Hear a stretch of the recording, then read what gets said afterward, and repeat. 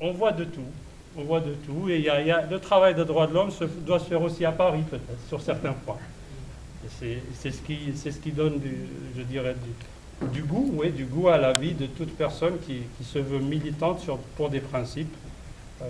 On est surpris de voir que partout, il y a des choses à s'indigner.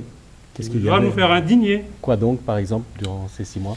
Eh bien, écoutez, j'ai trouvé des choses d'actualité, par exemple. Bon, il y a des fois des choses toutes simples, pas pour les personnes, parce que, par exemple, quand vous êtes concerné par une erreur judiciaire, en passant 17 ans derrière les barreaux, encore que ça, l'erreur, disons, est humaine. Hein, donc, mais il y a d'autres choses. Par exemple, j'ai vu ce que voulait dire, dans la réalité, certaines choses ici en France. Par exemple, le fameux titre « Association de malfaiteurs pour entreprises terroristes » à des gens qui étaient en prison et qui ne savaient pas très bien pourquoi. Enfin, c'était, bien sûr, je le répète, nous sommes dans un état de droit, il y a une justice qui fonctionne, mais je crois qu'il y a en amont, au niveau du législateur, des choses, et c'est là où je mets le lien entre le politique et les droits de l'homme, c'est qu'il y a des choses auxquelles il va falloir réfléchir sérieusement. Enfin, quand vous avez des gens qui ont passé 10 ans en isolement parce qu'on aurait dit quelque chose, j'ai vu même des câbles sur Wikileaks, des états d'esprit de juges qui prononcent des peines. Oui, ça. Moi, je veux le dire à la Ligue des droits de l'homme ici à Paris. Voilà. Donc, je ne citerai pas de cas concrets, mais j'ai pris mes petites notes et puis c'est des combats peut-être qu'il va falloir mener.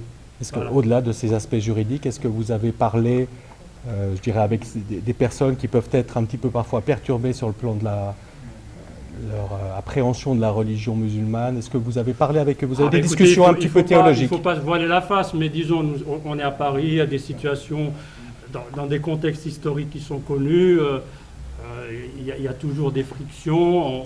On commémore aujourd'hui le 50e anniversaire de l'indépendance de l'Algérie. Bon, ce terme, on le mentionne avec beaucoup d'amertume, hein, parce que bon, le premier président algérien avait parlé d'indépendance confisquée. Je me demande ce qu'il aurait dit aujourd'hui. Hein, donc, on est encore loin d'avoir achevé ce chemin. Encore une fois, j'ai dit que cette affaire-là le montrait sur un plan d'un des fondements de l'État tel qu'il doit être conçu de nos jours, l'État de droit.